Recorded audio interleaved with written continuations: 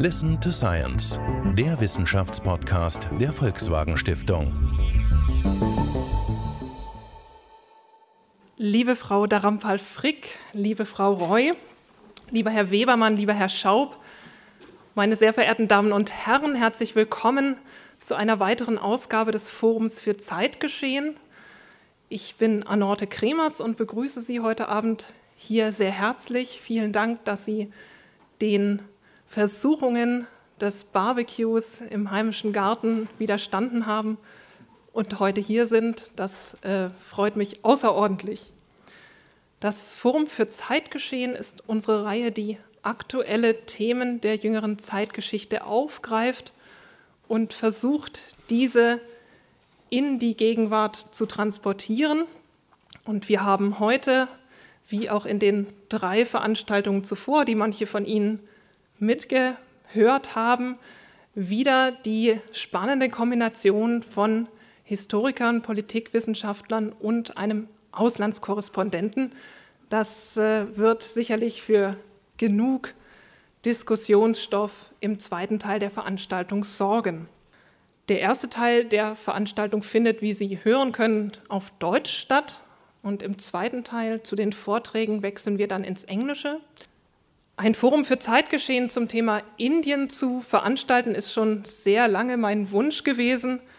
Und ich weiß auch, dass heute mancher Gast im Publikum sitzt, der sich schon lange auf den Abend gefreut hat. Ich danke daher unseren Vortragenden, dass Sie heute hier sind. Die längste Anreise hatte sicherlich Jürgen Webermann, der im Hörfunkstudio in Neu-Delhi uns mit Berichten versorgt. Er ist gestern extra für uns aus Indien hierher gekommen. Das verdient schon mal einen Applaus. Näher vorstellen werde ich Ihnen gleich unsere beiden Referentinnen, 2 wunderbare Wissenschaftlerinnen, und ich freue mich sehr, dass Sie auch heute hier sind. Bevor wir aber mit den Vorträgen beginnen, lässt Günther Schaupp aus Hamburg die Zeit um 1930 nochmal für uns auferstehen. Er liest aus einem Brief Gandhis, den dieser am 2. März 1930 an Lord Irwin schreibt. Lord Irwin war damals der mächtigste Mann der britischen Verwaltung in Indien und beabsichtigte, Indien den Dominion-Status zu gewähren. Der Kongress, von Gandhi geführt, erklärte jedoch, dass nur die völlige Unabhängigkeit akzeptabel sei. In diesem Brief, aus dem wir gleich Auszüge hören würden, skizziert Gandhi seine Pläne für den zivilen Ungehorsam. Der Brief brachte keinen Erfolg, wohl aber die dann folgenden gewaltfreien Protestaktionen, zu denen uns Frau Dharampal-Frick gleich mehr erklären wird. Ich überlasse also jetzt Günther Schaupp den Platz hier hinter dem Mikrofon und wünsche Ihnen und uns einen interessanten Abend.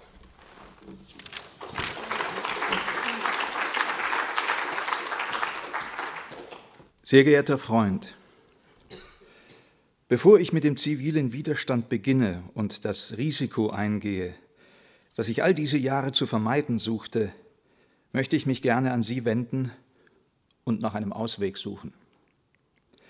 Mein persönlicher Standpunkt ist absolut klar.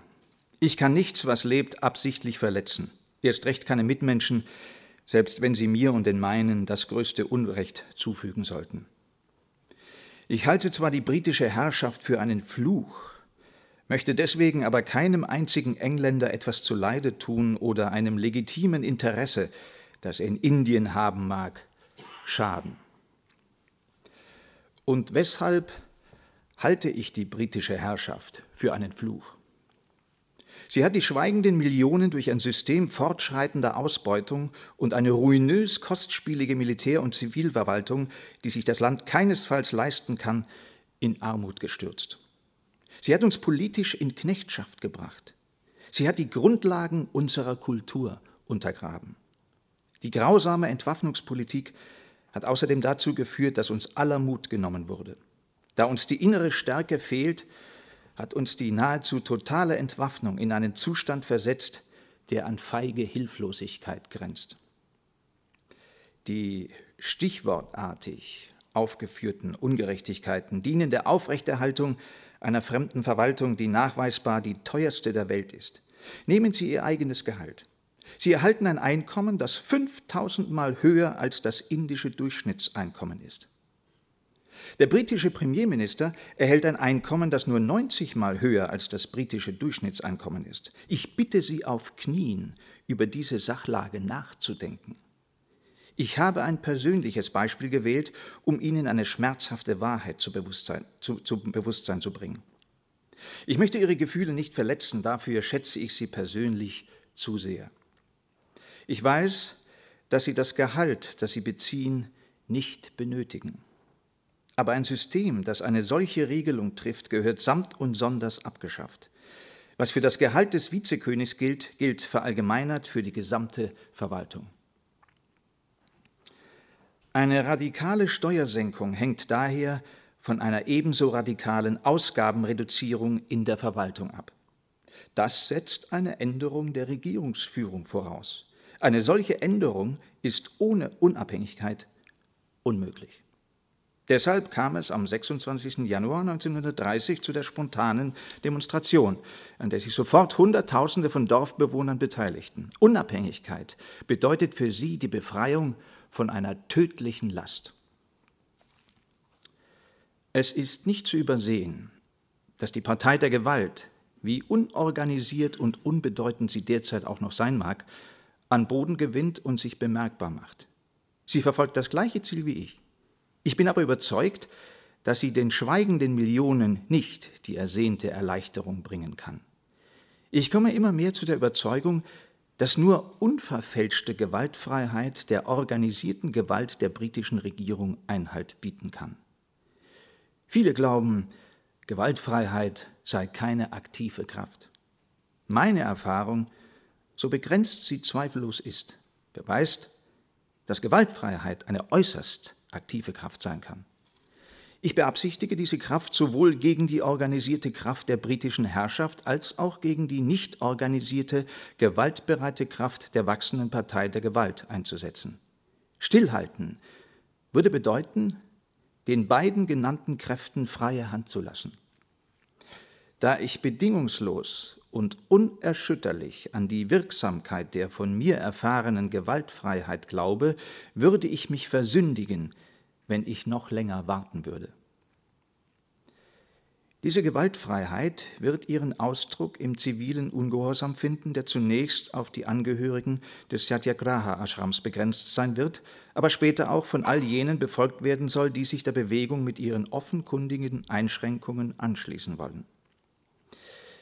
Mir ist bewusst, dass ich mit dem Entschluss zur Gewaltfreiheit ein Risiko eingehe, das zu Recht verrückt genannt werden könnte.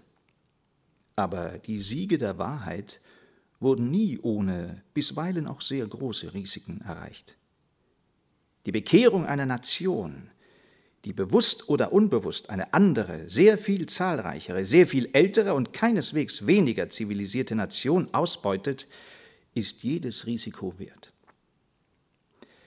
Der zivile Ungehorsam soll jene Übel, die ich umrissen habe, bekämpfen. Diese Übel sind der Grund, weshalb wir die Verbindung mit den Briten beenden wollen. Sind sie erst einmal beseitigt, wird der Weg einfach. Es besteht dann die Möglichkeit freundschaftlicher Verhandlungen. Sobald nicht mehr Gier den britischen Handel mit Indien bestimmt, werden sie problemlos unsere Unabhängigkeit anerkennen können. Ich lade Sie daher ein, den Weg für eine sofortige Beseitigung jener Übel zu ebnen und damit die Möglichkeit für eine wirkliche Konferenz zwischen Gleichen zu schaffen, die allein daran interessiert sind, durch freiwilliges Miteinander das allgemeine Wohl der Menschheit zu befördern und Voraussetzungen für gegenseitige Hilfe und Austausch zu schaffen, die beiden Seiten zugutekommen. Doch wenn Sie keine Möglichkeit sehen, sich mit den genannten Übeln zu befassen und mein Brief Ihr Herz nicht erreicht, werde ich am 11. dieses Monats mit den mir geeignet erscheinenden Mitarbeitern des Ashrams beginnen, die Vorschriften der Salzgesetze zu ignorieren. Ich halte diese Steuer aus der Sicht der Armen für die ungeheuerlichste von allen. Da die Unabhängigkeitsbewegung im Grunde genommen für die Ärmsten im Land unternommen wird, werden wir bei eben diesem Übel anfangen. Erstaunlicherweise haben wir uns diesem grausamen Monopol so lange gebeugt. Ich weiß, dass es natürlich in Ihrer Hand liegt, meine Absichten zu durchkreuzen, indem Sie mich verhaften.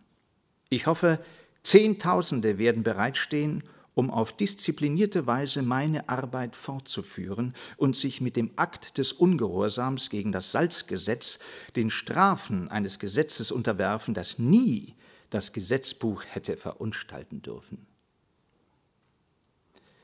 Ich möchte Ihnen keine unnötigen oder überhaupt keine Schwierigkeiten bereiten, soweit ich es vermeiden kann. Falls Sie meinen, dass mein Brief Wesentliches enthält und glauben, wir sollten bestimmte Dinge miteinander besprechen und wenn Sie deshalb möchten, dass ich die Veröffentlichung dieses Briefes aufschiebe, werde ich ihn gern zurückhalten, sofern Sie mir ein entsprechendes Telegramm kurz nach Erhalt dieses Schreibens senden.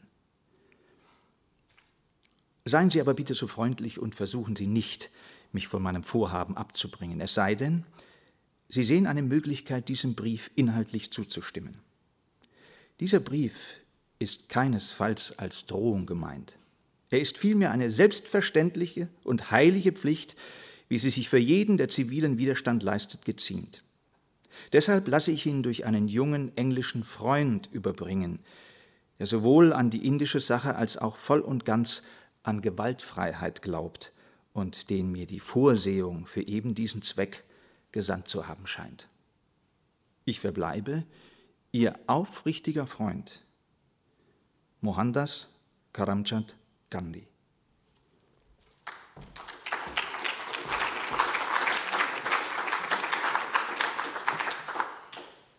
It is now my great pleasure to introduce our first speaker this evening, Gita Dharampal-Frick. Since the year 2002, she is head of Department of History at the South Asia Institute at the University of Heidelberg. She is a very distinguished scholar and has held teaching posts at the universities of Stanford, Augsburg, Freiburg, and Regensburg. She has led many internationally acclaimed research projects and has devoted hours and hours to the critical study of sources in the libraries of Delhi, Stanford, and Paris, to name just a few. One of her special subjects is Gandhi, and the text that Günther Schaupp just read to us is taken from one of her latest publications of Gandhi's letters and speeches on non-violence, published by Reclam last year. I'm very grateful that you've come to Hanover. Please welcome Gita Dharampal-Frick.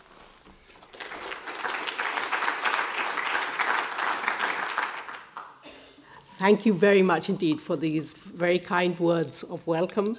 I'm delighted to be here. It's a great pleasure, and I thank you all for coming despite the beautiful weather outside. You know, it's difficult even for Gandhi to compete with this beautiful weather, and I think he would have understood that not so many people are coming, but I will try and compensate for the sacrifice that you are undergoing at present. The title of my talk has changed somewhat from the program. It's a little bit more actual, contemporary reclaiming 9/11 through Satyagraha.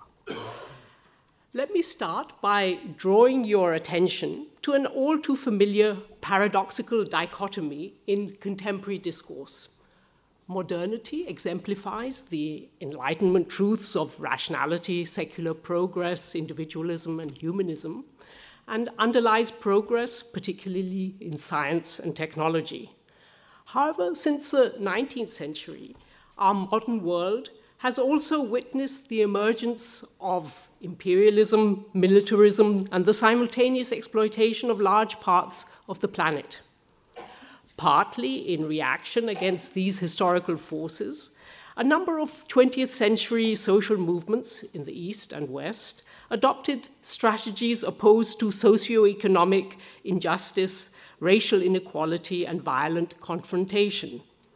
Above all, it was Mahatma Gandhi, a major critique of industrial modernity, who either shaped or symbolically inspired these strategies.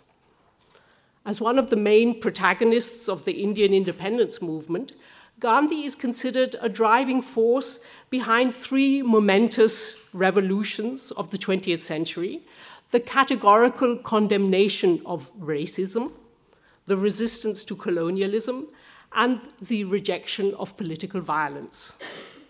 Hence, it is of great symbolic portent that Gandhi initiated a modern satyagraha, a truth force movement,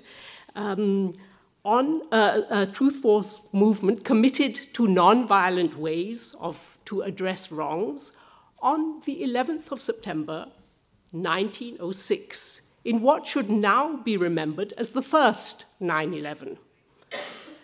The event brought together 3,000 Indians in the Empire Theatre in Johannesburg to pledge nonviolent protest against discrimination. It sparked a movement that provided hope in breaking the vicious cycle of economic, political, and cultural violence that characterized the heyday of imperialism. It did so by appealing through nonviolent means to the force of moral conscience. Gandhi's ultimate goal was to empower the politically disadvantaged, unite people, and promote understanding between rulers and ruled on a global level. The emergence of Satyagraha, a liberating democratic vision of deliverance from fear, hatred, and aggression, lies in diametric opposition to the infamous 9/11 that occurred nearly 100 years later, here concretized by the traumatically familiar photo of the Twin Towers exploding. And to the right of the photo is a historic quotation from Gilbert Murray, a renowned British intellectual, summing up in 1918 the significance of Gandhi's Satyagraha campaign in South Africa. The 11th of September 2001 attacks, which killed almost 3,000 people in the USA, were used as a pretext for counter-violence, war, and new forms of authoritarian power that corrode justice and freedom, the very foundations of true democracy. Could it then be that by a twist of historical fate, not one, but two 9/11s, set apart by almost a century, reveal the defining choice of modern times? The historical coincidence of these very different responses to aggression presents an ideal opportunity and underscores an urgent need to resuscitate this nonviolent force in order to instigate a paradigm shift in political agendas. My short presentation this evening sets out to reclaim 9/11 through Satyagraha by elucidating its genesis and tracing its legacy as a beacon of hope amidst decades dominated by world wars, genocide, and imperialism. And though Satyagraha, of which you have a concise definition here, though Satyagraha was developed by Gandhi as a strategy of nonviolent resistance, as a concept and practice, it is ontologically rooted in Indian tradition. Gandhi reiterated time and again that satya, that is truth, goodness, or real existence, and ahimsa, nonviolence, represented two sides of the same coin, and that the practice of satyagraha encompassed two other foundational Indian concepts, namely tapas, self-sacrifice, and yagna, selfless service. In this synergetic union, Gandhi maintained that Satyagraha constituted the greatest force at the disposal of mankind. This is a quote, "It is mightier than the mightiest weapon of destruction devised by the ingenuity of man," end of quote. Yet while Gandhi coined the term satyagraha, he was not creating something completely new. Not only was he reinstating foundational Indian concepts, but more significantly, he was reinvigorating the practice of nonviolent resistance that he himself proclaimed to be as old as the hills. Another quote from Gandhi, with which Indian society had traditionally been familiar, but whose public use had been forgotten. In his manifesto, Hind Swaraj, published in 1909, Gandhi acknowledged being inspired by narratives from his youth of local peasants protesting on the Kathiawar Peninsula in Western India, as shown here in the map, which in the second half of the 19th century was under the regencies of local princes and only peripherally touched by colonial policies. Consequently, the relationship between ruler and ruled was more balanced and allowed conflicts to be addressed without resorting to violence, but rather through arbitration and compromise. Gandhi wrote in Hind Swaraj, "I remember an incident when in a small principality, the villagers were offended by some command issued by the prince. The former, the villagers, immediately began vacating the village. The prince became nervous, apologized to his subjects, and withdrew his command. Many such instances can be found in India. Real home rule is possible only where satyagraha is the guiding force of the people. Any other rule is foreign rule." Gandhi reinvigorated this traditionally exercised moral right to oppose unjust actions of state authorities and applied it in the context of modern politics and colonialism. Besides highlighting the indigenous roots of satyagraha, Gandhi did acknowledge other authorities and proponents of so-called passive resistance and civil disobedience, such as David Thoreau and Leo Tolstoy. However, the inspiration he drew from their writings served primarily to confirm his own convictions drawn from his cultural inheritance. And by closely connecting satyagraha with the Christian doctrine of compassion described in the Sermon on the Mount, Gandhi wanted to underscore the universal validity and interreligious appeal of this truth force or soul force. He also aimed to refocus attention on the intrinsic cultural traffic between imperial centers and colonial peripheries in order to help forge links between diverse cultures with the aim of mitigating global conflicts. His incentive to regenerate satyagraha came from a fortuitous combination of circumstance and character. And here's just the very first part of a brief chronology. Gandhi was born and raised as the son of a diwan or prince or prime minister in a small princely state in Gujarat. His cultural self-assurance, coupled with intellectual curiosity, a spirit of adventure, great willpower, and above all, a strong sense of defiance in the face of injustice, enabled him to stand his ground in an era rife with prejudice and even strengthen his cultural identity during 3 years studying law in London between 1888 and 1891. Soon after, these qualities helped him to secure a job as a legal advisor for a Gujarati Muslim business firm in Durban, South Africa, where he landed in May 1893. While he planned on staying just 1 year, his sojourn in South Africa turned into a 21-year fight against imperial injustice, a tough apprenticeship that transformed him into a true satyagrahi. At several junctures, he could have given up and gone home. Perhaps the most well-known incident happened just 1 week after his arrival. While en route to Pretoria, first class at the bequest of his client, he was asked to move to the third-class compartment for being a colored person of Asian origin. After refusing, Gandhi was thrown off the train, and standing in the bitter cold, humiliated and insulted at the mountain station of Pietermaritzburg, he describes how his personal affront inspired the most creative night of his life. From then on, he decided to dedicate his attention to far larger issues of racial prejudice, injustice, and exploitation affecting 100,000 fellow Indians in South Africa. In accordance with his deeply ingrained principles of justice and reinforced by a strong sense of self-esteem, he was determined to use his legal acumen to eradicate what he termed the deep disease of color prejudice. He launched a campaign against the suppression of electoral franchise of Indian merchants in Natal, and in 1894 established the Natal Indian Congress, one of the first organizations in the world to enroll women, and which later served as a model for the African National Congress. Gandhi also believed strongly in the power of the written word. He coordinated the first ever petition submitted by Indians to the South African government, and in 1903 founded Indian Opinion, the first of many journals he published in Tamil, Hindi, English, and Gujarati.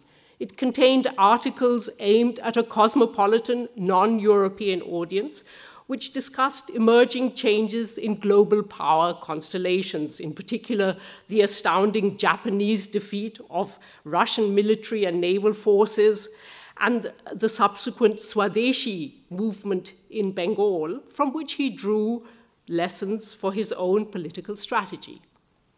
He also set up his first intercultural ashram in Phoenix, near Durban, a socialist back to nature and spiritualist, pacifist-orientated experiment. But far from becoming an ascetic recluse, Gandhi remained in close touch with Indian political developments, as well as with the colonial metropolis, visiting both India and London intermittently on strategic missions of colonial reform. However, the brutal colonial massacre during the Zulu uprising in Natal in June 1906 shook him to his core. It induced Gandhi, a family man with 4 sons, to take a vow of celibacy, brahmacharya, so that, in his own words, he could devote all his energy to the service of humanity. This change in lifestyle signaled a major shift towards more intense socio-political commitment governed by principles of morality and justice. In August 1906, the Transvaal Boer-dominated government published the so-called Black Act, a humiliating and discriminating law whose underlying objective was to drastically restrict immigration from India. On the 11th of September 1906, intent on lobbying against this legislation, Gandhi summoned a meeting at the Jewish Empire Theatre in Johannesburg. He called on the 3,000 Indians present, Hindu and Muslim, free and indentured, to pledge peaceful non-cooperation with the proposed law, irrespective of any penalties they might face. Writing in his book, Satyagraha in South Africa, Gandhi describes how a Muslim merchant, Sayyid Haji Habib, sprang to his feet during this meeting and declared that the resolution must be passed with God as a witness and that Indians would never yield in cowardly submission to such a law. This spiritual commitment on the part of a Muslim caught Gandhi's imagination, and he underlined this religious oath with a pledge to nonviolence, which all the assembled Indians took most solemnly.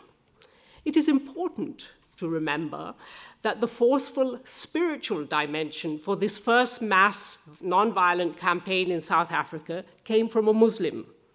Indeed, the Islamic influence on Gandhi's definition of Satyagraha as a spiritual struggle against structural violence is a feature that is seldom mentioned.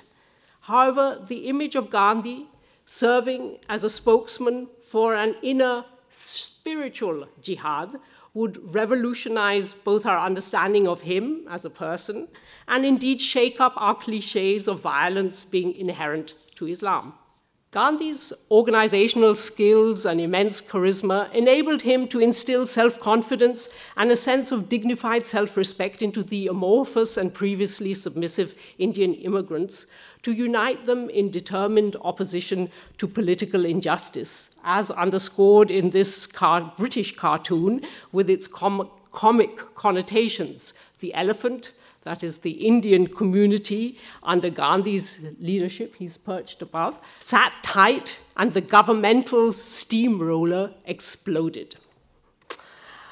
Emphasis was placed on remaining open to negotiations and developing friendly relations with the Europeans in South Africa. However, the struggle was not easy. In 1908, General Smuts went back on his word to repeal the Black Act, which impelled Gandhi to organize the public burning of more than 2,000 certificates of registration at the Ahmadiyya Mosque in Johannesburg. The event evoked comparisons with the Boston Tea Party of 1773, when the American colonies challenged Britain's right to levy taxes on them. And this underscores the political, historical significance of Gandhi's actions, who here is depicted as a political daredevil or a firebrand.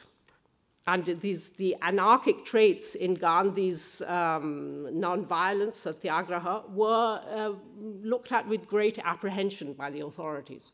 The first biography of Gandhi, written by an English clergyman, Joseph Doak, was published in 1909, which made Gandhi famous beyond South Africa. In the same year, he seized the opportunity to make a powerful political statement in Hind Swaraj, which, along with an unerring commitment to nonviolence, incisively attacked modern civilization, colonialism, and their diverse effects on India, and castigated colonized Indians for wallowing in their victimized role. Gandhi's last years of struggle in South Africa culminated in a march of 2,000 striking miners from Natal to Transvaal. And this led to a relatively successful round of negotiations with General Smuts in July 1914. Upon his return to India in January 1915, Gandhi received a hero's welcome from the masses, who had learned of his dedicated campaigns for justice and now saw him as a Mahatma, a great soul. However, his reception among the Indian political and business elite, somewhat wary of his radical reputation, was more subdued, whereas many in the British hierarchy expected him to act as a conciliatory mediator. For during World War I, the political situation in India had reached a standstill. Neither constitutional petition and protest nor violent acts of terrorism had been able to command popular support, unite nationalist leaders, or mitigate the adverse effects of imperial policies. But Gandhi's weapon of satyagraha managed more or less to achieve all three. How was this possible? Crucially, Gandhi's campaigns used satyagraha in response to issues of significant concern to large numbers of people. This included landlord oppression on the indigo plantations in Champaran, urban labor grievances in Ahmedabad, exorbitant land tax in Kera, and unjust punitive state legislation brought about through the Rowlatt Act. His campaigns mobilized masses against socio-political injustice and violence and brought people together in a nationalist struggle through strikes, fasting, suspension of business operations, and other nonviolent activities. Above all, Gandhi's strategy involved the combination of cultural values deeply embedded in a popular idiom with a sincere personal commitment to the oppressed masses. At the heart of his politics was a forceful definition of courage and a deep-seated belief in well-proven strategies of conflict resolution, reinforced by an unswerving dedication to the welfare of the poor and community regeneration. However, while Gandhi was committed to nonviolent resistance, paradoxically, he often opted for forceful militaristic language, as is explicit from the following statement made in the wake of the Amritsar massacre and the subsequent Khilafat movement.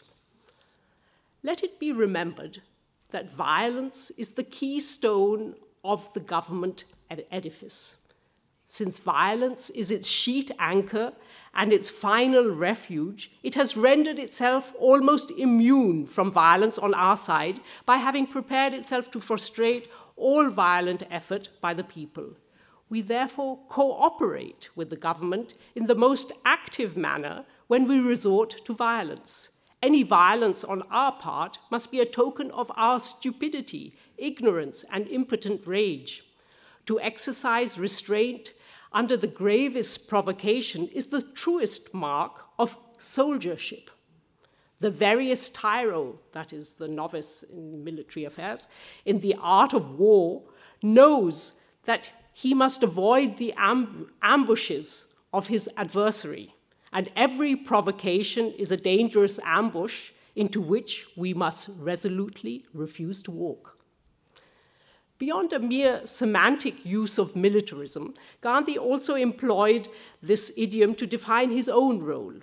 He considered himself to be a general of an army of satyagrahis, demanding strict discipline and order from his troops, who received rigorous training in his ashrams, which functioned to a certain extent as army camps. This non-violent belligerence troubled European pacifists.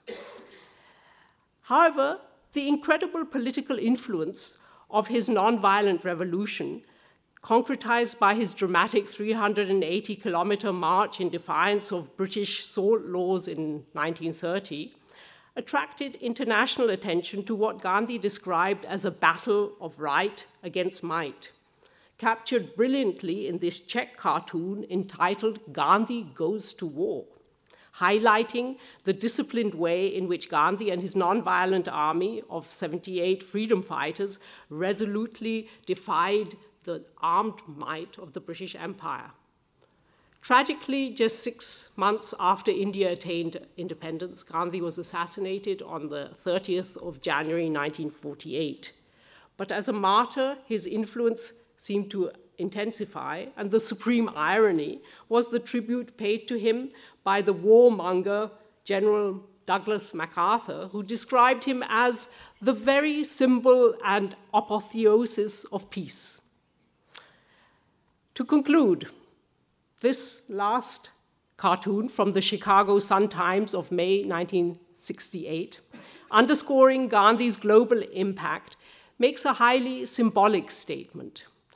Gandhi, seated on the ground, explains to Martin Luther King, who had just been assassinated, "The odd thing about assassins, Dr. King, is that they think they've killed you." This sagacious statement may be salutary to bear in mind as we reflect on ways to reinstate satyagraha as a liberating democratic vision of deliverance from fear, hatred, and aggression. Thank you very much. Thank you very much. Our second speaker this evening is Srirupa Roy from the University of Göttingen.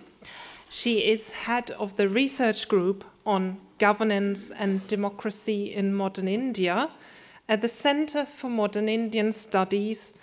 And before she came to Göttingen in 2011, she was professor of political science at the University of Massachusetts and a researcher and visiting professor at the universities of New York and Yale. Her publications are numerous, as well as her awards and grants she received for her outstanding research. I was very much impressed when I checked your website. The book which most impressed me was Beyond Belief, India and the Politics of Post-Colonial Nationalism.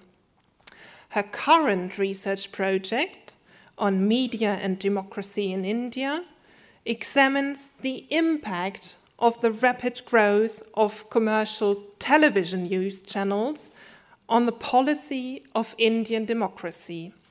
I'm very happy to welcome you to Hanover, Srirupa Roy.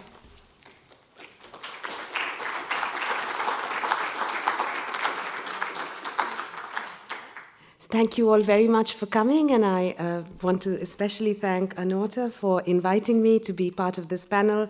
It's a real pleasure and honor to be following Professor Dharampal-Frick after this really inspirational talk. So I'm going to, I've been asked to talk about really what happened after midnight, after India gained independence, symbolic stroke of midnight on August 14th, 15th, 1947. Where has the path of freedom led since then? So I'm going to be using my 20 minutes to address a few issues related to that. But let me begin with the present. Last month, just in May of 2015, an Indian short film from 1967, from nearly half a century ago, went viral on YouTube and other social media. Directed by the filmmaker S.N. Shastri and produced by the state-owned Films Division of India, the film, called I Am 20, interviewed several 20-year-olds on the occasion of the 20th anniversary of Indian independence in 1967 to ask them about their hopes and dreams for themselves and for their country. The rediscovery of the film created quite a buzz. The main theme of these public discussions has been distance.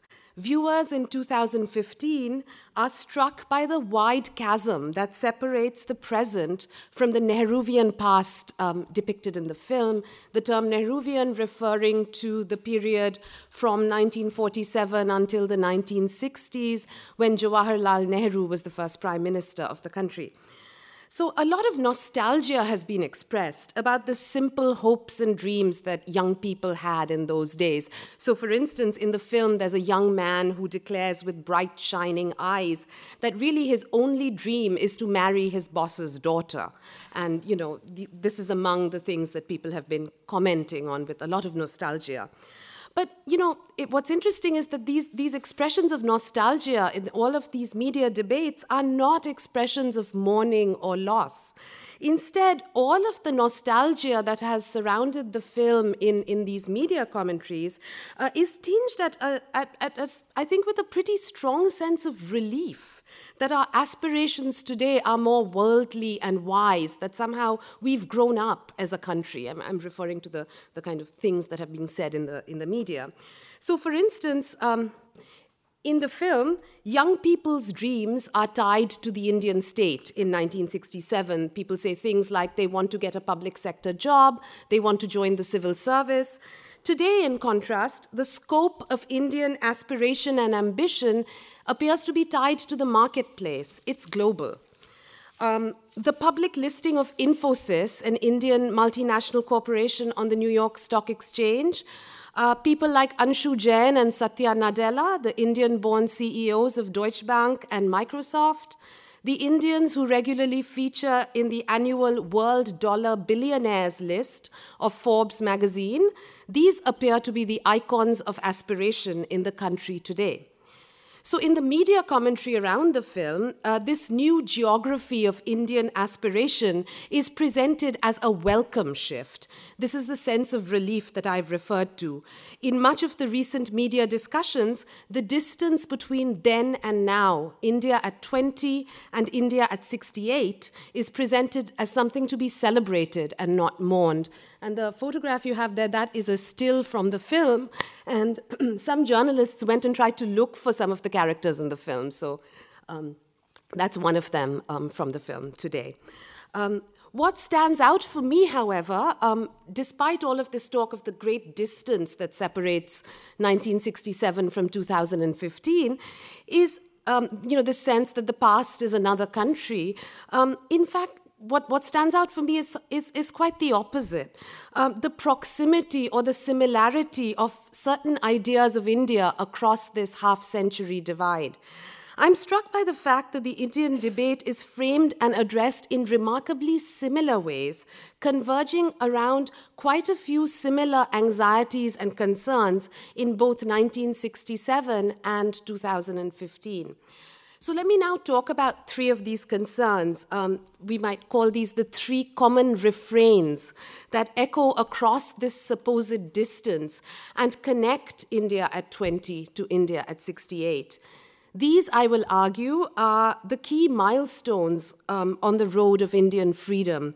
And I think we can use these to chart and take measure of democracy's journey in India. So that's just a summary of what I will be talking about in terms of these three refrains. The first common refrain is of experimentation and innovation. This is the idea that Indian democracy is a grand experiment with some kind of world historical significance.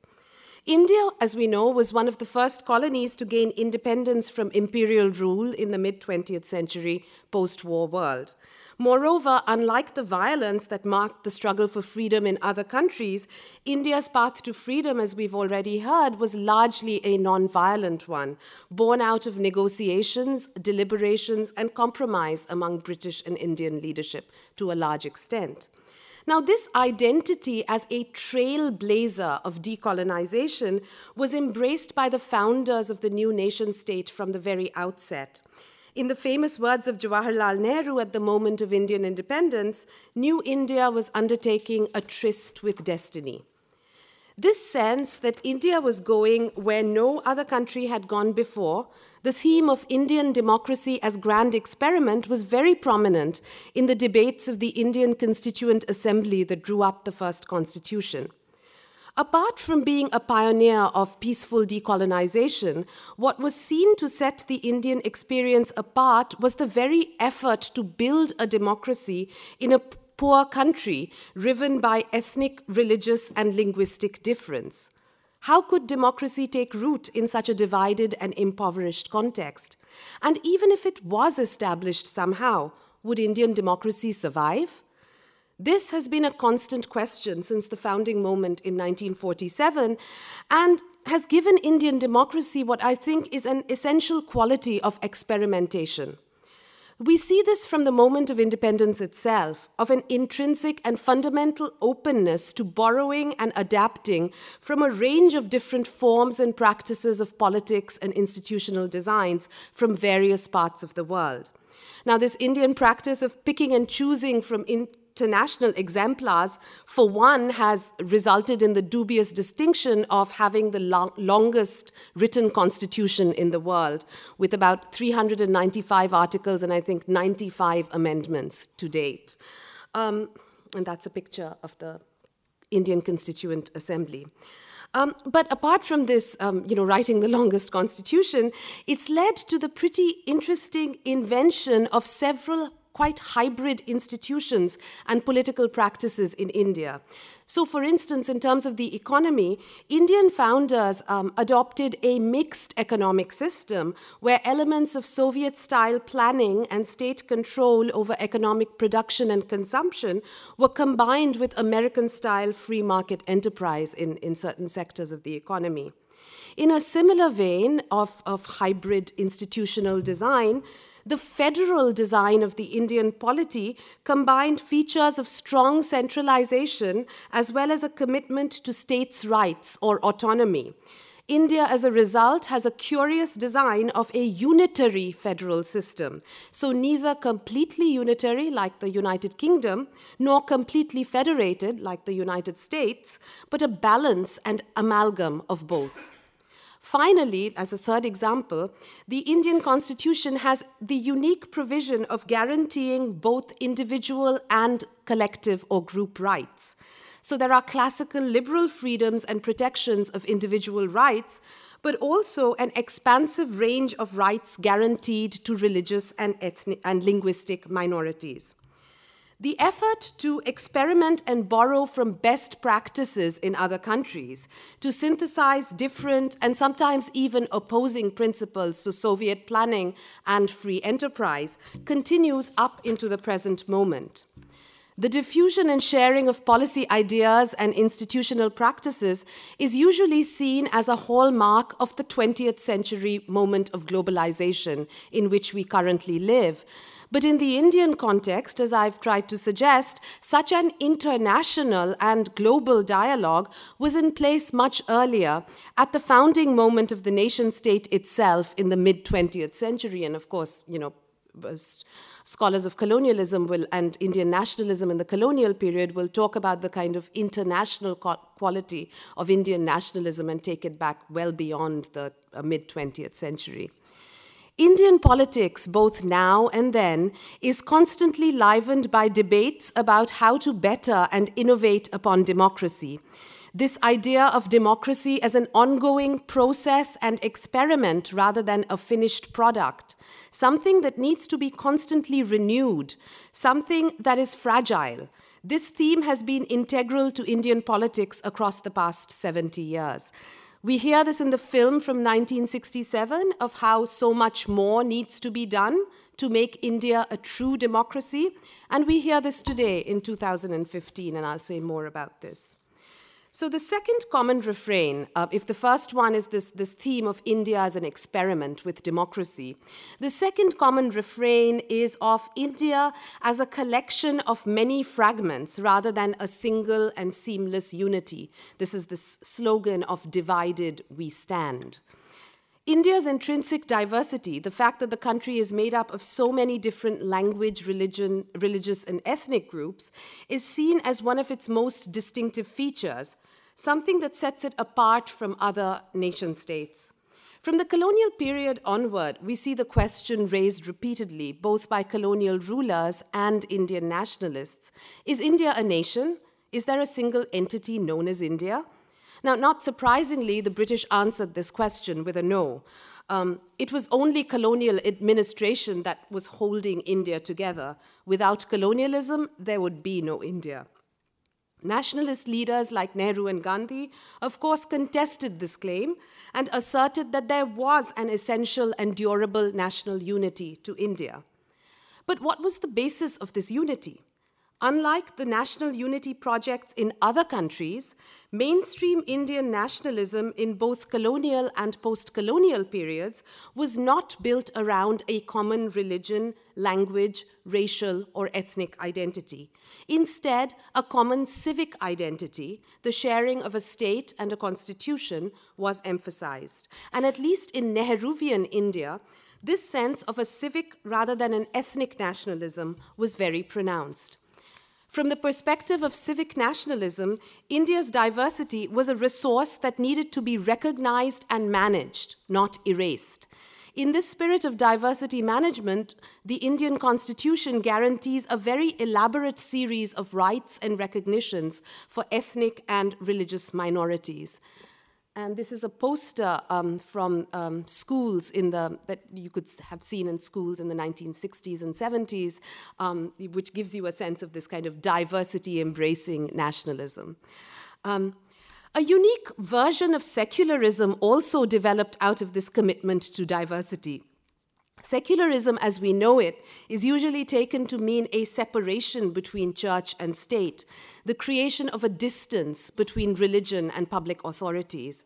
In contrast, Indian secularism has been formulated in terms of what is known as an equal respect for all religions. So, a commitment not to remove religion from public space, but its opposite, to ensure, in fact, the equal public presence of all religions. Secularism in India means that the state needs to constantly show how it recognizes all kinds of different religions, rather than maintaining a position of disinterest and uninvolvement vis-à-vis religion as such. The delicate balance between diversity and national unity has been reworked in a number of ways over the years. For instance, there have been several attempts to redefine India along ethnic and religious majoritarian lines as a Hindu nation, where people professing other faiths are second-class citizens. There have also been, over the years, separatist movements in various parts of the country where different subnational groups have rejected this idea of an Indian diversity and struggled to create an ethnically homogeneous homeland. So in the 1980s, in the state of Punjab, you have the movement for a separate state of Khalistan, a homeland for Sikhs. And of course, there's the ongoing struggle in Kashmir, where we've seen over the years various movements reject this idea of an Indian belonging in different ways and struggle for a different political alternative, whether this is to join Pakistan or to set up an independent Kashmiri state. The question of Indian diversity is once again on the table these days with a Hindu nationalist political party, the Bharatiya Janata Party, currently in power. To what extent is Hindu nationalism compatible with the ideas of diversity and secularism? And which idea and vision of India will ultimately prove stronger? I think these remain open questions that will need to be tackled in the months and the years ahead. India's birth in 1947 was an extremely bloody one, as we know. The partition of British India into the sovereign nation-states of India and Pakistan led to horrific levels of violence and mass killing between Hindus and Muslims. Close to almost 1 million people were killed. It's sobering to think that the questions that were at the top of everyone's mind in 1947, how best to protect and preserve diversity, how to ensure safety and security for minorities, continues to be a burning issue today, almost 70 years later. Let me now briefly conclude with a few words on the third common theme of Indian politics since independence. The third common refrain has to do with the meaning of freedom and the relationship between freedom and equality. India's first law minister and the main drafter of the Indian Constitution, Dr. Bhimrao Ambedkar, was a prominent Dalit leader. The term Dalit refers to the so-called untouchable communities who were historically subject to exploitation and discrimination in the system of caste hierarchy. Presenting the complete draft of the Indian Constitution to the Constituent Assembly in November 1949, he famously remarked, and I quote, "We are going to enter into a life of contradictions. In politics, we will have equality, and in social and economic life, we will have inequality. We must remove this contradiction at the earliest possible moment, or else those who suffer from inequality will blow up the structure of political democracy." This contradiction or tension between political and social and economic life has haunted Indian debates from Ambedkar's time to the present.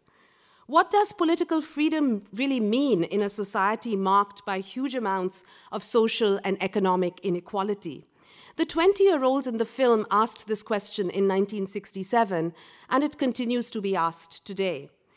I think there is, despite the fact that the same question continues to be asked, I think there's one interesting difference, which concerns how to resolve this contradiction between political freedom and socioeconomic equality.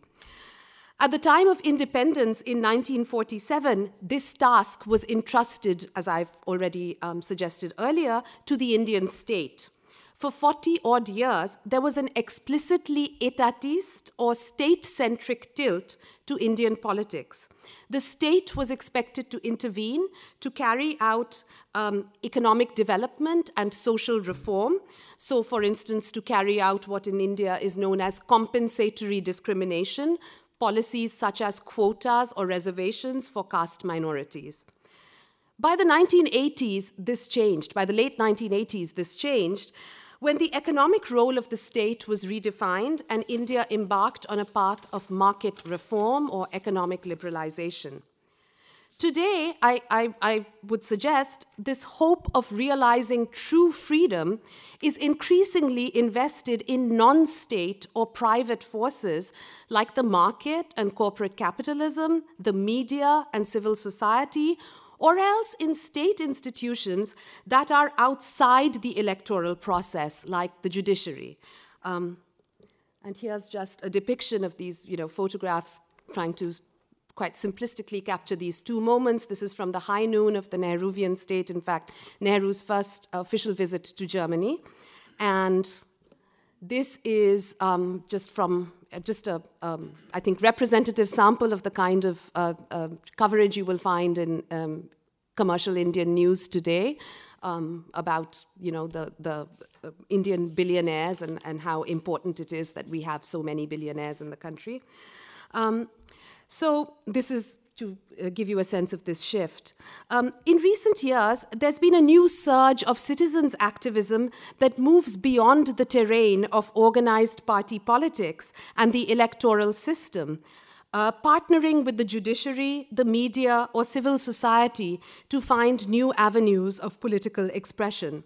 And here is an example of this, forms of new politics, new protest that I think some of you may be familiar with because it got a lot of coverage in the international media. This is an image from what is known as the December 16th, the anti-gang rape protests of 2012, when large and angry crowds gathered in Delhi and other Indian cities to protest the violent gang rape and subsequent death of a young woman. And here again, this was a form of politics that really took place outside the usual structures of organized party politics, union politics. This was kind of a new form where media, civil society, and various other kinds of non-state, non-organized political actors played a role.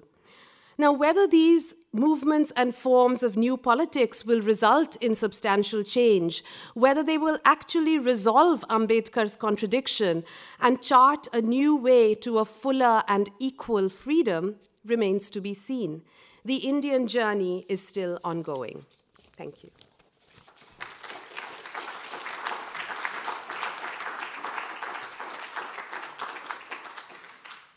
It is now my great pleasure to ask a few questions which are directed to Jürgen Webermann because he hasn't had the chance to talk yet. We'll change that soon. And Jürgen, you're relatively new to India compared to our two other panelists.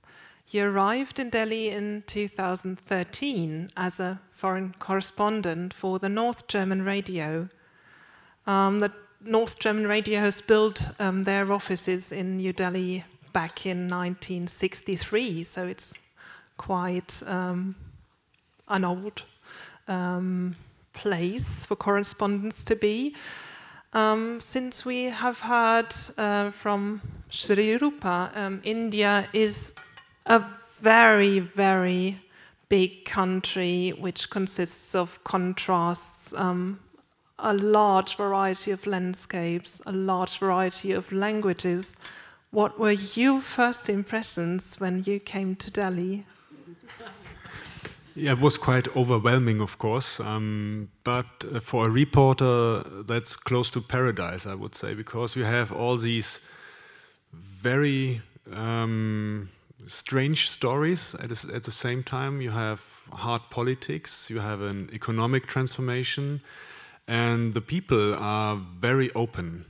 So when you go out to check, let's say the government issued a food scheme or something like that to help the poor to get cheaper food in times of inflation, you simply go out to a quarter, to not a slum, but where poorer people do live. And then you're within 5 minutes surrounded by 30, 40 people who all want to tell you their story.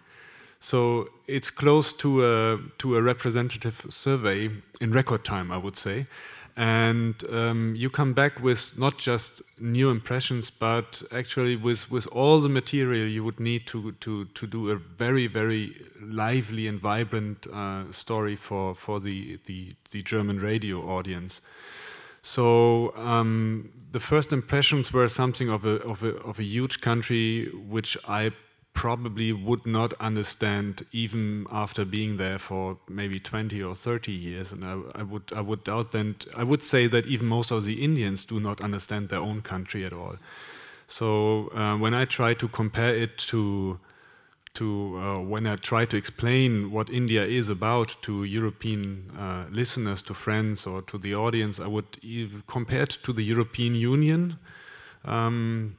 A role model of the European Union, because you have a lot of member states, different languages, and when you are in the Lok Sabha, the parliament, you have these politicians sitting there with the headsets for listening to the translations of the translators, and then they decide in a very federal structure, but they all gather under one flag. So if for instance, I'm a convinced European, so I would say for me this is a role model politically.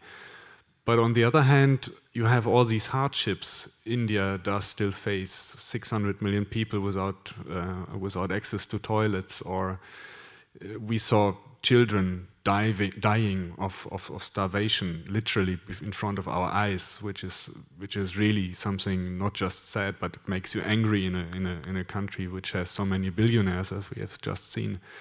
So you have all these extremes, and you can end up in the morning in a slum, let's say, in a slum, to do a story on slum dwellers who collect hair, for instance, for hair extensions of European clients.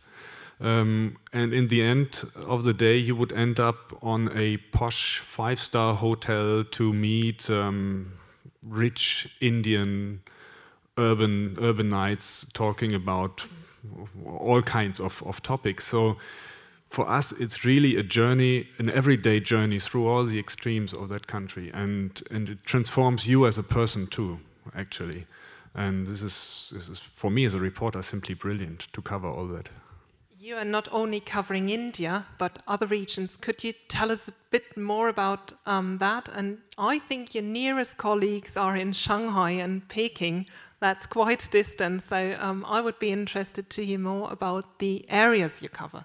We do cover the whole region of South Asia, which includes 8 countries. A part of India, it's Afghanistan, Pakistan, Nepal, Bhutan, Bangladesh, Sri Lanka, and the Maldives. So I traveled to all of these countries already. There are many similarities in that region. So it's from a certain perspective, it makes sense to have all of these countries. But it requires, of course, a lot of research on every country, and it requires a lot of. I have to invest a lot of time to update myself on all of these countries, and sometimes I do not find the time to be really updated on everything. So if you have an earthquake in Nepal, then you are really busy with that disaster for 3 weeks. And in the ARD, in the German ARD network, we have 60 radio stations we have to deal with. So that means in times of crisis and big disasters, they theoretically all want to talk to you.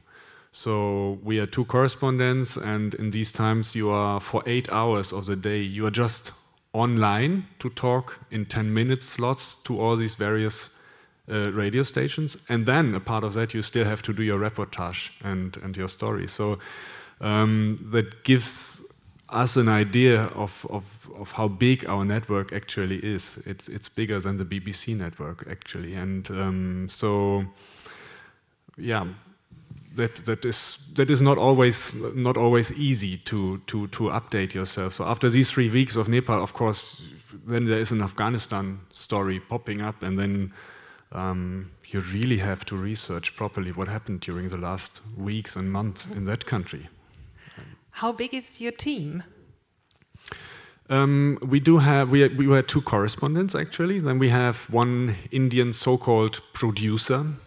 Producer is a journalist, a very well-connected journalist who opens doors for us, who helps us in setting up and organizing researches and stories, who translates as well, who finds people in other Indian states. So when we go to East India, for instance, to Orissa or so, then he would not be able to translate because of the language problems and the barriers. So he would find a journalist there, a local journalist who would help us out. And so that's his job. And then in all these countries, we have a network of journalists from these countries who do work for us too. So now in Nepal, I worked with a young Nepali journalist, and with whom we work together for a couple of years already. We know each other quite well, so that works quite smoothly.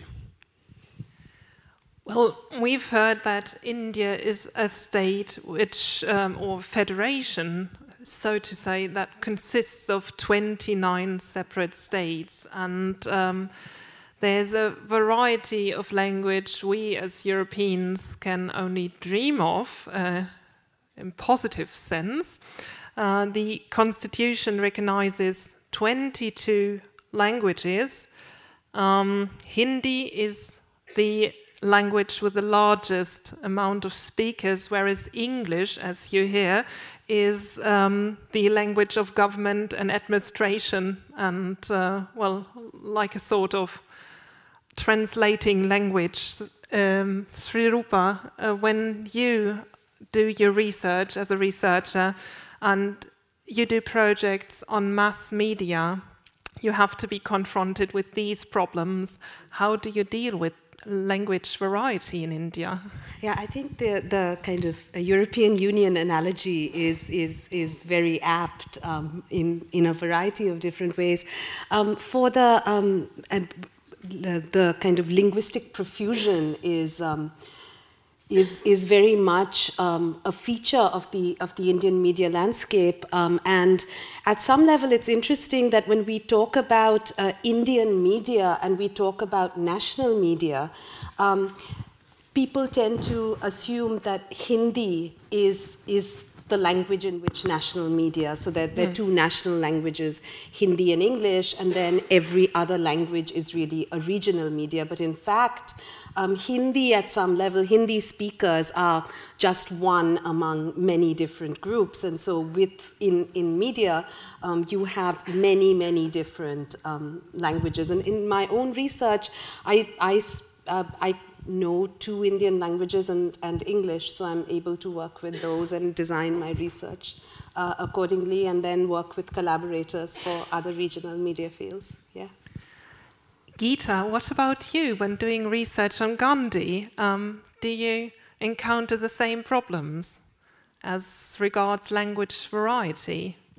With regard to Gandhi, of course, Gandhi's native mother tongue was Gujarati, but he also used Hindi a lot, and also English. A number of some of the quotes that I gave were in the original, and he had a very good command of English, very simple but very clear and to the point. I mean, like he was.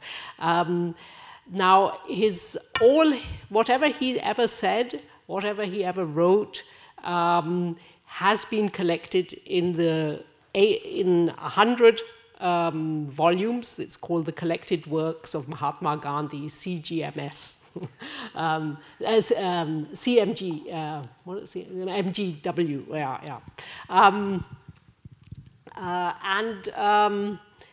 These, one has a Hindi version, a Gujarati version. There are also Tamil versions of these 100 volumes. Recently, there is a 5-volume German version it's a selected version of Gandhi's of important speeches and letters that he wrote, and this has then also been further reduced by Reklam, and I was asked to edit it into a small book with about 300 pages. So, so one has a German version of Gandhi.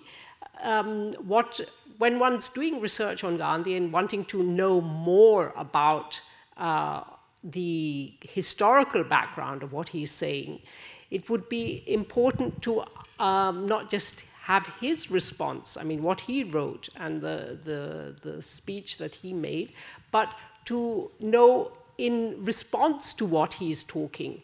And there are letters that have been collected that were sent to him, and these need to be collected. There would be more than 100 volumes, and there one would be dealing with lots of different languages. And that is a task that I am envisaging for the next 10 years it would probably take. I would have to have a team of about 20 people. But I think it would be very important because Gandhi wrote on all kinds of subjects. So one would get a very detailed historical survey of what was happening in India. This would be the Indian part. I mean, I focused in my little presentation on South Africa, but if we just restrict it to India from 1915 to 1948, one would really get an overview of how things developed, what people were thinking, what they were trying, what were their concerns, and that would take into account the many languages. And just regarding this notion of plurality, Gandhi in Hind Swaraj, he says that India is a plurality of ethnic groups, of religions, of languages, but that this plurality does not mean that India is not a unified whole. India is a nation, he uses the term nation, because it is a plurality, and that a nation is a real nation only when there is this plurality. So in a way, he is separating himself from the 19th century notion of a nation being one territory, one language, one religion. With regard to India, it's the plurality that defines any kind of unified political and cultural identity. So I think this is also what the Constitution is foregrounding. Jürgen, you said you wouldn't understand India in 20 years. If you listen to these talks, how much history does one have to know to understand at least part of India?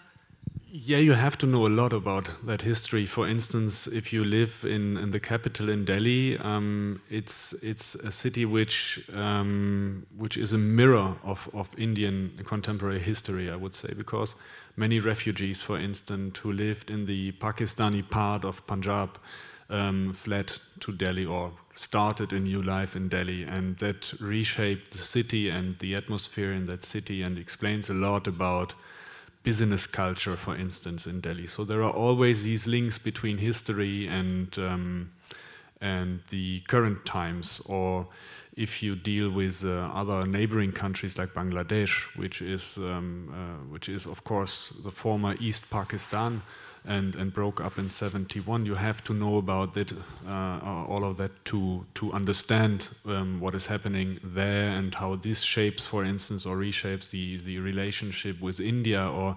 India-Pakistan relationship, which is a very, very prominent topic and an ongoing topic which seems to have no solution at all. But to understand what it's about, then you always have to look into the times of partition and about all the violence which happened there, which is still, I would say, as we do deal with our history in the Nazi past, the partition is very much part of the living memory in India and Pakistan. You told us a bit about your work and about your team, but I bet that you do produce a lot more than we can hear or listen to on the German radio. Which parts of your work are not broadcasted? Well, basically, most of it is indeed broadcasted. So we have the luxury position that whenever I want to do a topic, let it be something about Bollywood, or something about a guru, or about yoga, something strange and something which is really not politics or not hard stuff, economics, you will always find a radio station which would broadcast it in the end. In fact, we have a lot of news channels within our network, like here in Hannover, it's mostly NDR Info, but you have the Deutschlandradio, Deutschlandfunk, so they are always interested in what we do, basically. So I would even say that most of the stories, I would say 100%, will be broadcasted somewhere at least. Not to a bigger audience, that does not happen too often. India is quite far away for an NDR2 audience or something like that, which we would hear in Hanover. But yes, there are enough radio stations which would have an interest in what we do. So it's for us quite easy to decide upon stories. If we find it interesting and we find an approach to tell a story, then we will always find someone who will air it in the end. Srirupa, do you think German media covers enough stories of India? Well, I mean, I think certainly there are stories of late that have got a lot of publicity, and I referred to those protests. I know those were covered. The anti-corruption movement. I think there's been a fair amount in recent years, but it's, I think, limited to certain kinds of themes. Yeah.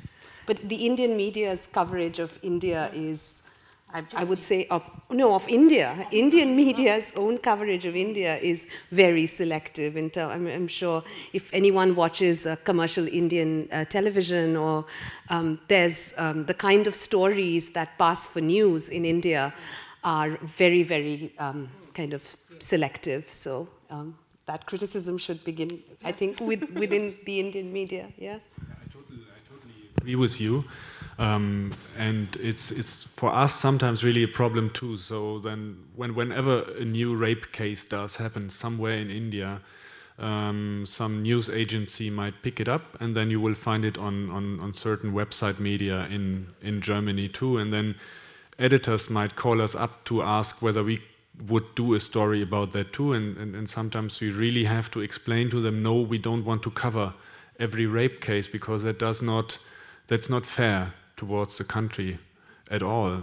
There are protests, there are enough young people who fight against all these crimes against women. And yes, it is a big problem, but you have to look into it not by telling every rape case. You have to look onto the backgrounds, what's happening and how is it transforming the Indian society, and where does it come from actually that you have angry young men, where do they come from? And to ask these kind of questions, and that's sometimes really difficult for us to get through too, because it's so easy to tell a crime and make a story about a crime, but to explain what that does with a society and with its people, it's much more difficult task, I would say. Let us go back in time and cover a bit of the historical items that Gita mentioned in her speech. Let us go back to the year of 1932, when Gandhi came back from London, where he took part in the second roundtable on India as a delegate to fight for Indian independence. And when he came back to India in 1932, he began a new fast, a hunger strike, in protest of the British government's decision to separate India's electoral system by caste. And after returning from England, Gandhi began this fast not for independence, which he had fought for during the years before, but for the so-called purge of Hinduism. What did Gandhi want at that time? That's a big question. I think the first thing that one should underline is that Gandhi was in no hurry for independence. Gandhi wanted to reform Indian society first. He felt that a lot needed to be done in the social, economic, cultural, religious fields before India gained independence. He didn't want India as an independent state to just follow the same sort of colonial mode of operation. And he had a vision of how India should be, I mean, from the grassroots up. And, but with regard to your question, the actual act is called the Communal Award by MacDonald, Ramsay MacDonald, who was the Prime Minister in Britain at the time. And he wanted the so-called untouchables to be separated, have separate electorates, like the Muslims had got separate electorates at the beginning of the 20th century in 1909. 1909, yeah. As a historian, I'm no good at dates. That the untouchables should be considered as separate to the caste Hindus. Now, Gandhi had been, and this was in a way, from the colonial perspective, a kind of divide and rule game that they'd been playing, I mean, since the beginning, really, to be able to divide communities, different communities in India, oppose one to the other, so that one can exercise one's hegemony more easily. Now, for Gandhi had campaigned against untouchability, had been against this so-called attitude of Hindus that some people are considered unclean, untouchable. That, I mean, according to what we know from Gandhi, this has happened since his childhood. So, and in South Africa, and then later when he returns to India, and he has untouchables, so-called untouchables, coming into the ashram, staying there. He was completely against a group of communities of people being considered as separate to others, and have not being considered as having equal rights and so forth. He also believed that untouchability was not part of Hinduism, that it was not an integral part of Hinduism, that it was a cancerous growth, he used the term, cancerous growth, that needed to be exterminated. Now, if you then have this political, the political structure of electorates that define that a certain group of people is different because of this untouchability, then untouchability will in a way be further entrenched within society and not removed. So he was completely against this. Whereas Ambedkar, whom we've heard about, whom he greatly respected and felt that Ambedkar, as a so-called untouchable, had received Western education. He'd gone to Columbia, he'd come to Germany, he'd gone to the LSE in London, and yet, as an untouchable, he was not being given the same respect by caste Hindus as he deserved. So he was completely against this, and Gandhi wanted caste Hindus to renounce their notions of untouchability. They should not, he felt that this needed to be done away with, and otherwise Hinduism could disappear. Or, I mean, he's very definite about this, that untouchability should not be allowed to exist. And so having political electorates for the untouchables would not solve the problem. What he then wants is special reservations, that they should have more representations, they should be able to elect their people and have more representations in elections and in the electoral system. And this is the option that was then taken forward in the constitution, where you have the quota system and what Srirupa talked about. And in a way, this has been pursued, and of course, it doesn't doesn't solve the problem either. It's rather complex, but I hope I've answered it somewhat. Thank you very much. Gandhi tried to introduce a new term, Harijan, as children of God, for these untouchables. Could you tell us, Srirupa, if this term has any impact today, or is it remembered in a positive way or a negative way? So I think, as with the politics of names and names that are just like I think the analogy over here is with the different names with which African Americans have been termed in the US, and the ways in which those terms have shifted. So certain terms that were used in the past are not used anymore.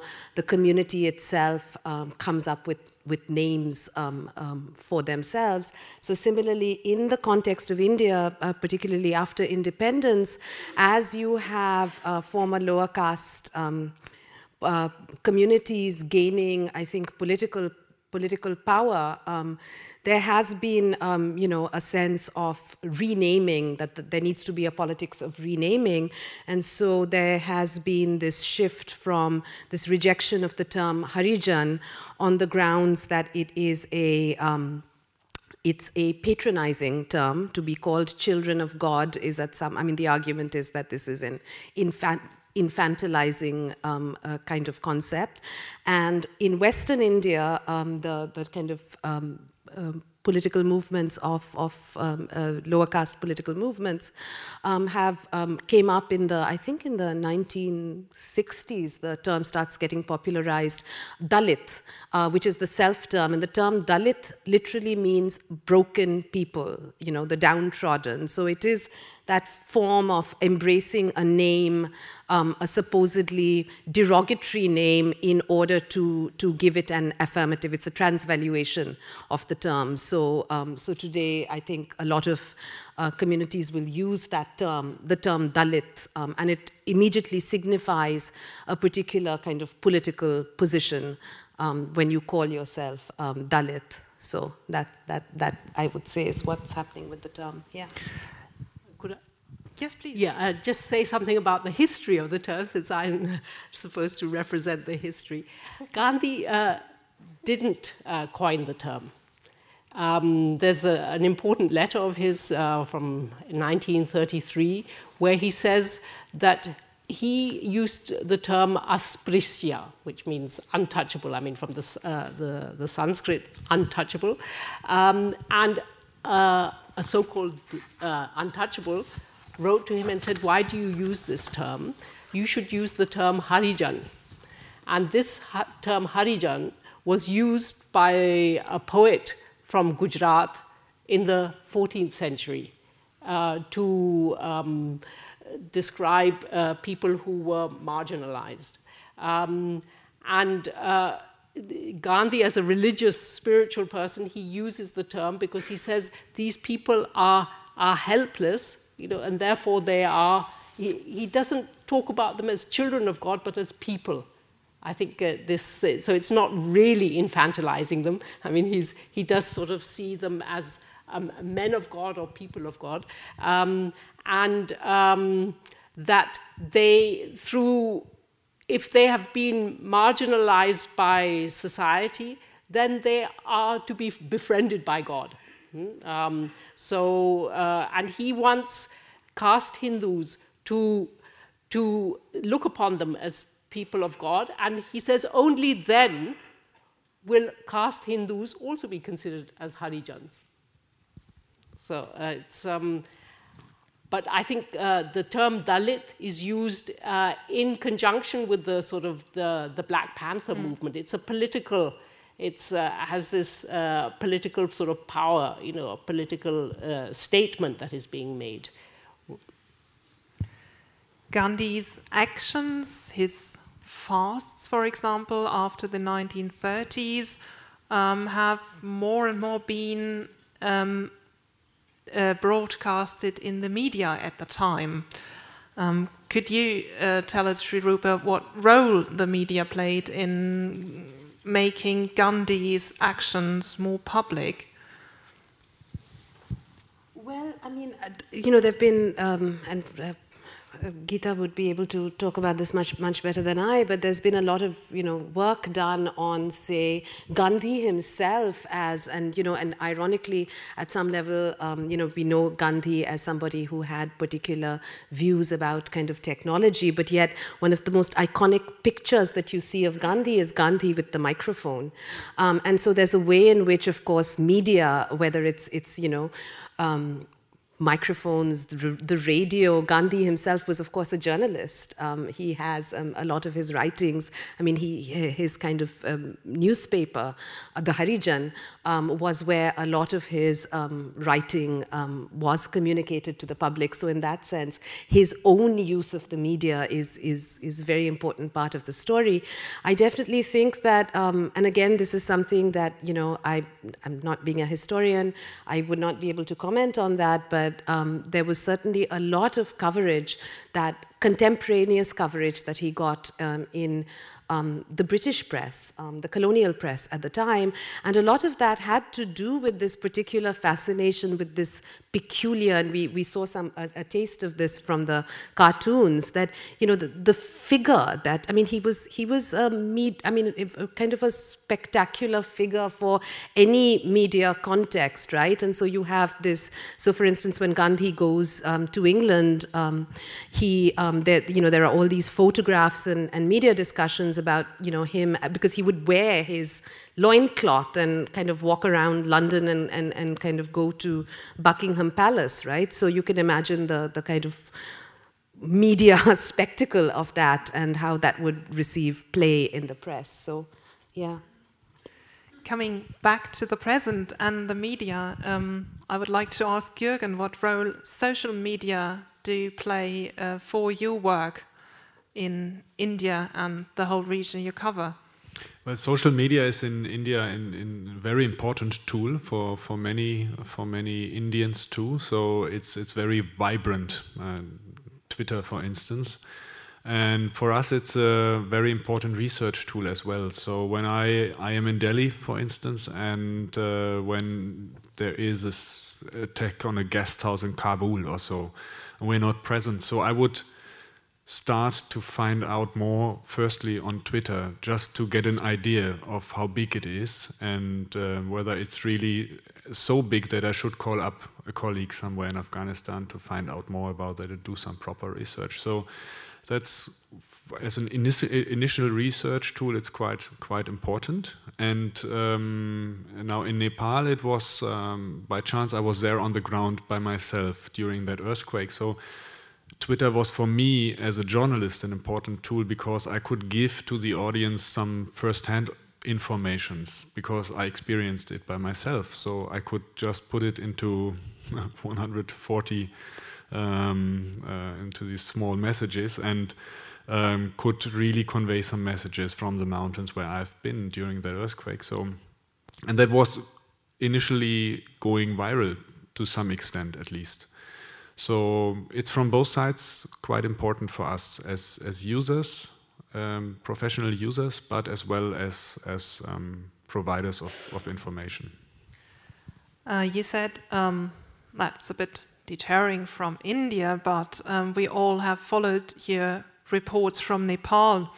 And you said you were there as an eyewitness. What is so special about being an eyewitness, and why is it so important for your work? Well, in that case, it was quite an awkward position I was in the first days, at least, because I was not just a reporter. A reporter can always protect himself by doing reports on what you see on the ground. So if you see victims, if you see people suffering or something like that, so you can always, through your reporting, protect yourself because you immediately communicate it to your audience. In that particular case, I was someone involved into that disaster too. So I was fearing of my own life basically too for a couple of moments. And So that was quite an awkward role. But basically, to be on the ground and to check on how things do run on the ground, it's very important to have correspondents to do that. And I think a good example from India, for instance, is last year India completed a Mars mission and celebrated it vastly in their own media. I found it a little strange that they celebrated with such a pathetic tone, something which I thought, wow, were quite not nationalistic, but they're so proud of what they do and so on. And the audience and I myself, we immediately raised the question, how is that possible that a country shoots devices to the Mars and at the same time kids, because at the same time we were doing research on malnourishment and we saw really a young child dying. So how is that possible, these extremes? And then I went to Bangalore, to the ISRO, which is a kind of Indian space agency, to check why they do a Mars mission. What's behind that idea? I expected a very modern, posh glass facade building, but in fact, it was complete understatement. It was like an authority building in the 80s. It even smelled like that. And the people were like state personnel, which was dealing in slow motion even. And I thought, how is that possible that from this particular building they build satellites and Mars orbiters and really succeed in their missions? It was really interesting. And then I talked to the people who launched that Mars mission, and they said, basically, we only invest 5% of our budget into a Mars mission, but we want to attract young engineers, the best of our engineers, for our ISRO, for all the 95% of the rest of the work we are doing. And that's the reason why we celebrate it so much. And that's nothing scientific or so. We don't send specific scientific instruments to Mars as the Americans would do, but we just want to show that we are capable of doing it and to make young people proud of their country and to attract them for that job, which is not that well paid as with Infosys in the IT sector or with other big Indian corporations where they could get much more money than they would get there at the space agency. And the 95% of the rest of the work is particular something like building satellites to check on storms, building satellites to check on water patterns, or on doing groundwork for agricultural policies to find out where problems of starvation might arise, and so on and so on. Really Indian problems, which we couldn't solve as with German satellites. We wouldn't check on Indian agricultural patterns and problems which would cause any starvation or something like that. So the approach was quite clever, and then I really understood what this Mars mission is about, and I really was able to explain to the audience that it's not Mars mission versus poverty, but it's something Mars mission as part of a solution against poverty, actually. That's the Indian approach. And that's something we would not understand if we wouldn't check it on the ground, if we wouldn't be there. I've got one last question because we're running out of time. It's so interesting for all of you. The first is to Srirupa. Gandhi, as we heard, was called Bapu, which is the translation for father, and he was often seen as the father of the nation. Would you agree to that? Or would you think it might be narrow?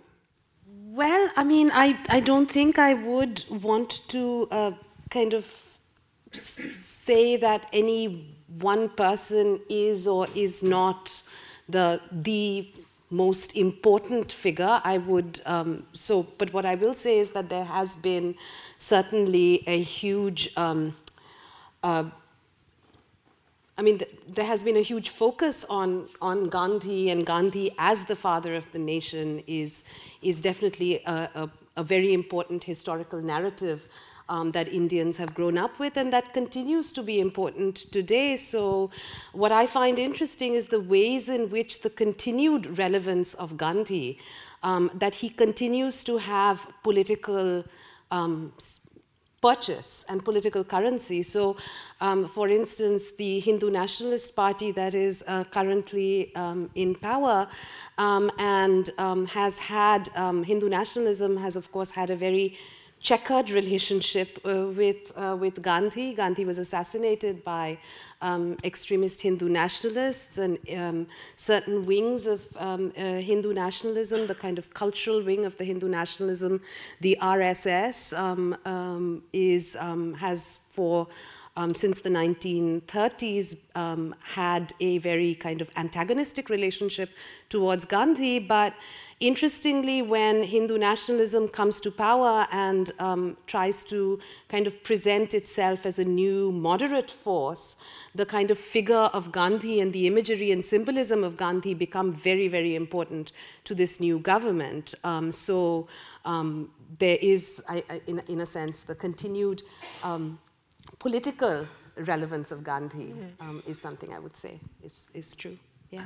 Gita, would you say that Gandhi's vision is still of importance today for modern India? Yes, I think it is still very significant. Whether it is having any effect or whether is another matter. But I mean, the fact that he's called a father of the nation is something that he himself would have rejected. I mean, he also didn't want to be called Mahatma. That's why he says, just call me Father Bapu, which is a very sort of like dad or something, you know, a very colloquial term. He wouldn't have, he also would say that, I don't want this Gandhiism. You know, what is Gandhiism? You know, he was for the individual or for the doing the things yourself, not to imitate somebody else. And he didn't want to create any kind of ideology. So Gandhi's vision, I mean, Gandhi's vision is in the sort of rural areas, the communities, but I don't think he would have had so much against social media. And he was very keen on getting important information and getting it across, and felt that investigative journalism was very important, and especially if you are driven by a kind of ethical code. And I think he would have been very interested in your, and I would like to listen to your broadcasts after hearing what you've said.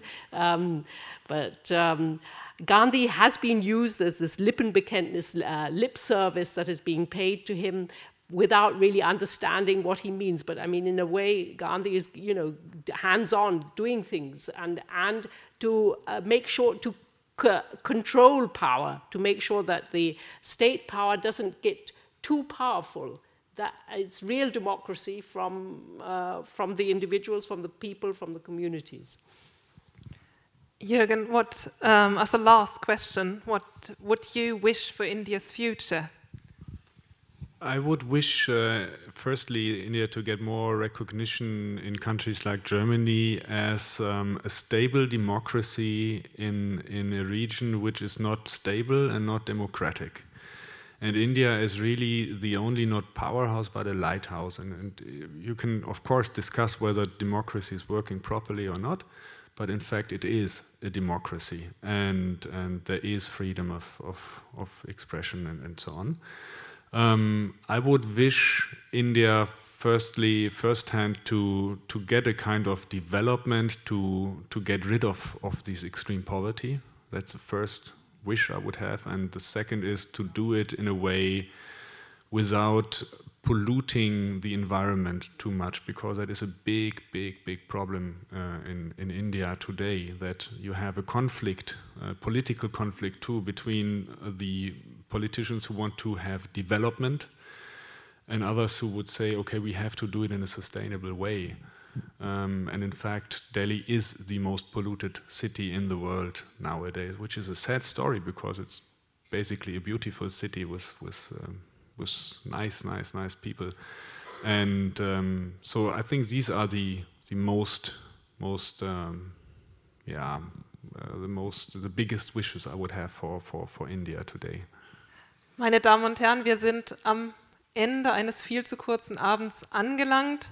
Ich möchte mich ganz herzlich bedanken bei Jürgen Webermann, bei Gita Dharampal-Frick und bei Srirupa, dass Sie hier Rede und Antwort gestanden haben und 2 wundervolle Vorträge vorbereitet haben. Das war das Forum für Zeitgeschehen zum Thema Indiens Weg zur Unabhängigkeit. Ich wünsche Ihnen einen schönen Abend.